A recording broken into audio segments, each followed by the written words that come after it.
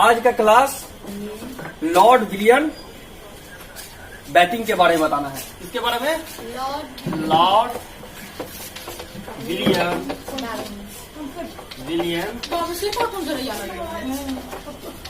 Batting.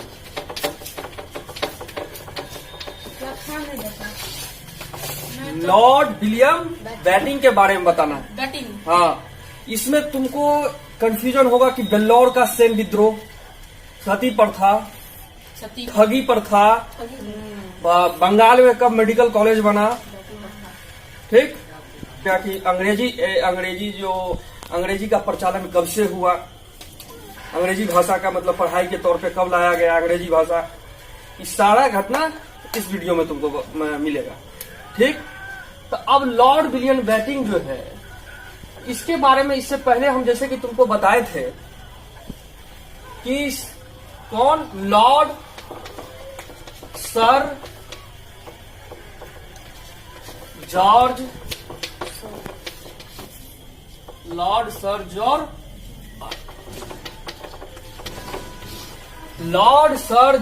Barlow. इसके समय क्या हुआ था?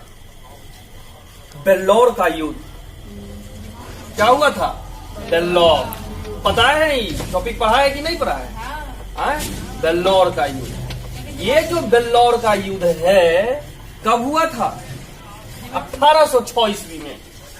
कब? 1806 ईस्वी में बेल्लौर का युद्ध हुआ था। मतलब बेल्लौर सैन्य विद्रोह क्यों हुआ था? मुसलमान दाढ़ी नहीं रख सकता है, हिंदू टीका नहीं लगा सकता है, और ये सारी बातें। लेकिन ये जो अब यहाँ हम लॉर्ड विलियम बैटिंग पढ़ाने के समय में लॉर्ड सर जॉन बार्लो क्यों लाए? कुंडल। तो क्यों लाए? इसका कारण ये है कि क्वेश्चन में कंफ्यूजन हो जाता है। क्वेश्चन में यह कंफ्यूजन हो जाता है कि क्वेश्चन में कभी कभी क्या होता है, तुमको दे देगा लॉर्ड विलियम बैटिंग और कभी कभी दे देगा लॉर्ड सर जॉर्ज बार्लो, ये दोनों दे सकता है। लेकिन विलियम बैटिंग जो था वो मात्र कहाँ का था? मद्रास का गवर्नर था।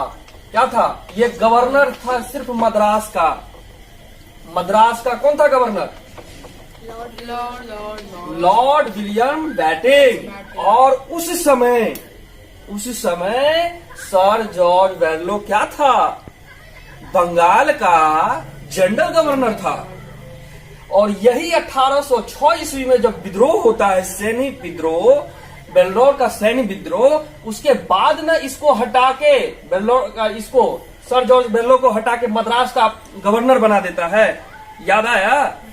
यही है कंफ्यूजन। अगर तुमको क्वेश्चन में दे देगा कि जनरल गवर्नर, तो जनरल गवर्नर में मानना है सर जॉर्ज बार्लो को। अगर गवर्नर का बात करेगा तो मानना है लॉर्ड विलियम बैटिंग का, क्योंकि उस समय तो ये भी था गवर्नर। उसके बाद ये आता है जनरल गवर्नर बन के भारत में 1828 में।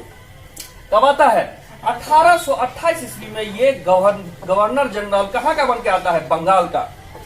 1828 से 1833 तक, 1833 तक क्या रहता है? 1833 तक ये जनरल गवर्नर रहता है। क्या रहता है? जनरल गवर्नर रहता है। कहाँ का? बंगाल का। बंगाल का ये सिर्फ गवर्नर रहता, मतलब जनरल गवर्नर रहता है। अब यहीं से स्टार्ट होता है 1833 में भारत का जनरल गवर्नर। 1833 में यहां से किसको बना दिया जाता है? अब क्वेश्चन में तुमको पूछेगा कि भारत का प्रथम जनरल गवर्नर कौन था? तो लॉर्ड विलियम बैटिंग। कब बना? 1833 ईस्वी में। ये जो 1833 में बना, क्यों? तो ये चार्टर एक्ट के अनुसार बना 1833 में। चार्टर एक्ट से भारत में के संविधान में बहुत प्रभाव पड़ा। इस चार्टर एक्ट से और ये लॉर्ड विलियम बैटिंग के द्वारा क्या हुआ? लॉर्ड विलियम बैटिंग क्या किया? धर्म के आधार पर, जाति के आधार पर, कलर के आधार पर, रंग भेद के, इस सारा को खत्म कर दिया।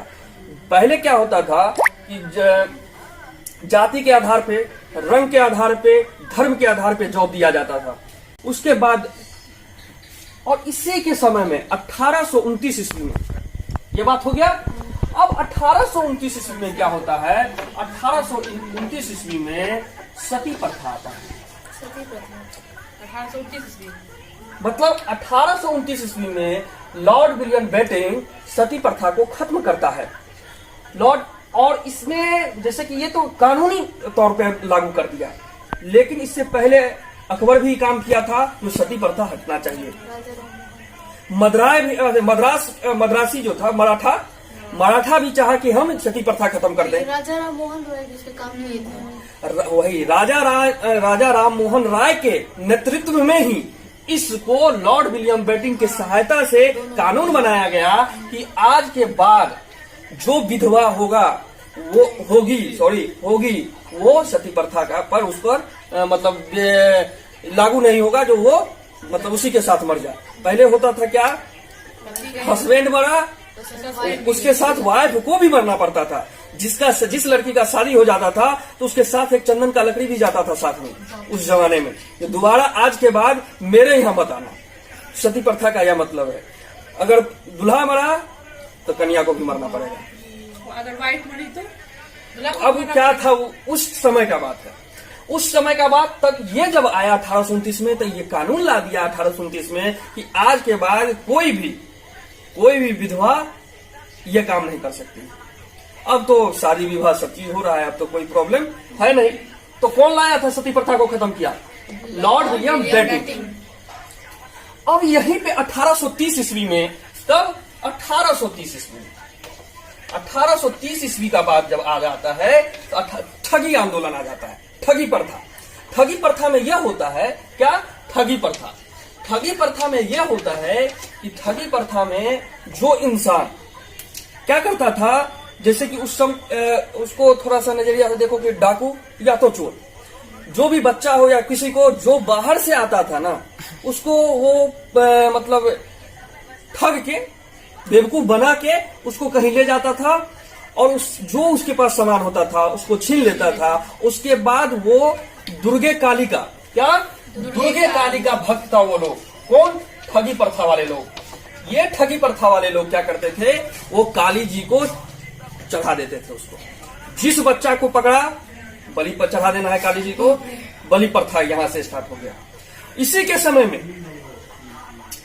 के समय में कलकत्ता में प्रथम मेडिकल कॉलेज बना। कलकत्ता में प्रथम मेडिकल कॉलेज बन गया। इसी के शासनकाल में, लॉर्ड विलियम बेटिंग के शासनकाल में चार्टर एक्ट के अनुसार अब कोई भी शिशु बालिका का हत्या अगर हत्या करते हैं तो आपको धारा 17 के अनुसार आप पे कार्रवाई होगा।